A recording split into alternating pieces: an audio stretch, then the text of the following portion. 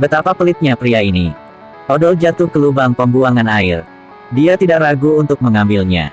Saat check out di supermarket, selalu bawa kalkulator untuk menghitung ulang tagihan. Semua jadi 12.085.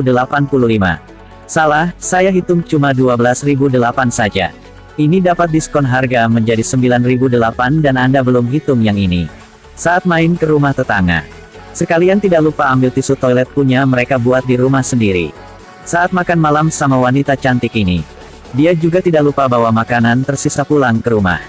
Tidak menyangka, orang yang pelit seperti dia. Semua berubah karena gadis kecil ini. Hari itu, ada satu gadis datang dan ketok pintu rumah Penny. Awalnya dia pikir gadis ini adalah Saleskel. Tapi dia mengatakan satu kalimat, membuat Penny terkejut. Aku adalah anak ayah. Sesaat dia ingat beberapa tahun yang lalu. Karena pelit, dia membuat kesalahan besar. Gadis itu ingin menyalakan lampu. Tapi langsung dimatiin sama Penny. Dia mengatakan bahwa dia datang ke sini karena dia ngefans pada ayahnya. Penny merasakan ada yang aneh. Dia menelepon istri dan dikasih tahu. Ibu, karena ingin membangun citra ayah yang baik. Jadi saya memberitahu putri saya bahwa ayahnya adalah pria yang baik, seorang dermawan. Ibu sudah menceritakan semuanya padaku. Ayah tidak menyisihkan uang untuk membantu anak-anak miskin.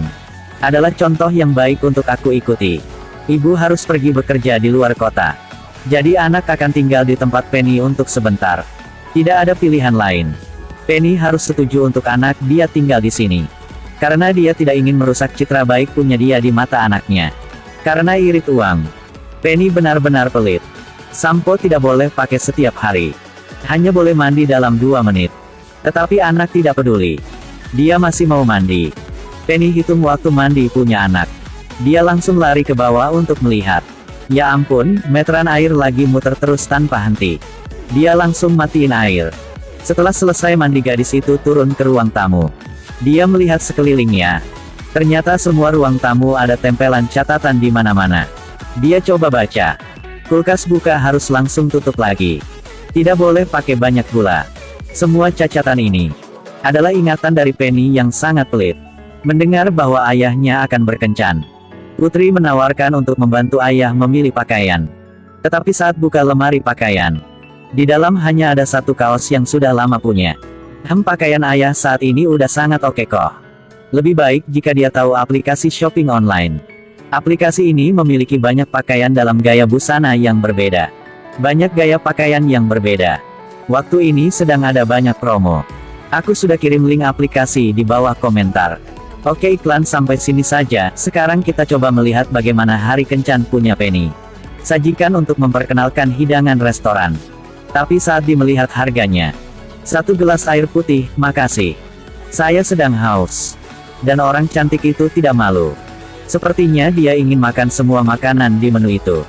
Kepiting, abalon, tiram mentah. Membuat wajah Penny menjadi pucat. Setelah selesai makan, Penny ambil plastik dari kantong jaket. Masukin sisahan makanan tadi ke dalam. Lalu kasih ke pacarnya. Gadis itu masih ingin obrol sama Penny.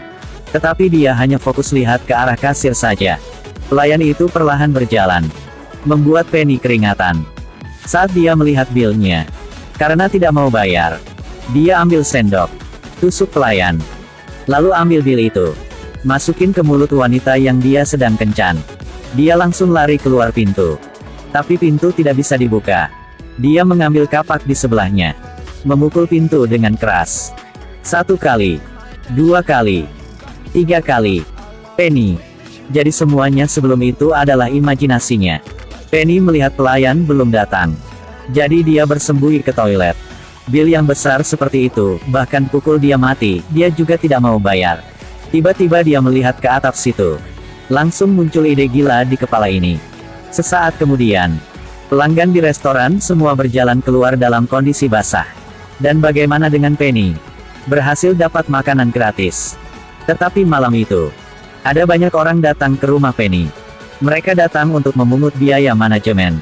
Karena Penny tidak bayar dalam berapa tahun. Jadi semua orang sangat benci sama dia. Melihat tetangga ada memiliki sikap seperti itu terhadap ayahnya. Anaknya sangat marah. Dia memberitahu tetangga kebenaran tentang ayahnya yang pelit. Setelah Penny selesai pergi ke toilet, Semua orang kagum dan mengagumi. Penny sangat terkejut. Kenapa Anda tidak kasih tahu dari sebelumnya? Putrimu memberitahu kami semua. Kami sangat malu. Anda begitu hebat sehingga kami menegur Anda. Semua orang sudah tahu. Makan gratis. Dapat menghindari biaya manajemen lagi. Memang benar bahwa dia sangat beruntung waktu ini. Namun pada acara hari berikutnya, dia menerima telepon dari putri dia. Putri dia kasih tahu jika tetangga sedang main di rumah mereka. Dia ingin nyala listrik. Dan ingin menyambut tamu. Sangat mengerikan. Karena ingin cepat balik ke rumah. Dia naik ke atas panggung. Main simfoni tercepat dalam sejarah. Anggota lain semua berkeringat. Dan dia mengemasi barang bawaannya dan pulang. Baru buka pintu. Dia melihat banyak kekacauan di rumah. Di ruang tamu ada banyak anak-anak. Listrik sedang muter terus. Belum bisa mengatakan apa. Lalu dia pingsan. Di hari berikutnya. Karena dia adalah dermawan. Jadi Penny diundang ke sebuah acara. Dan pesta ini adalah penggalangan dana untuk rumah sakit di daerah miskin. Penny tidak tahu apa yang terjadi. Udah diundang ke panggung. Dia harus berbohong tentang dirinya sendiri. Tentang saat-saat dia membantu anak-anak di daerah miskin. Penonton di bawah menangis. Dan sedih. Penny berbicara dan bahkan dia sendiri menangis juga. Dia mengeluarkan cek dan pena.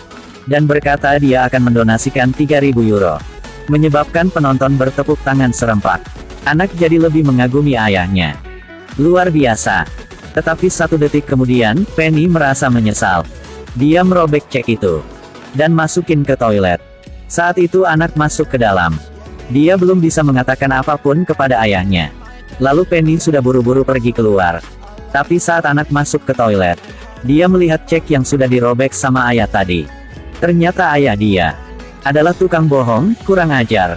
Dia jadi tahu wajah asli ayahnya adalah orang pelit. Dia sangat marah. Dia balik sama ibu dan mengatakan bahwa sangat kecewa sama ayah. Saat Penny balik ke rumah, melihat di tas punya anak, ada satu lukisan. Dalam lukisan itu, ada sebuah gambar. Anak-anak yang benar dibantu sama ayah.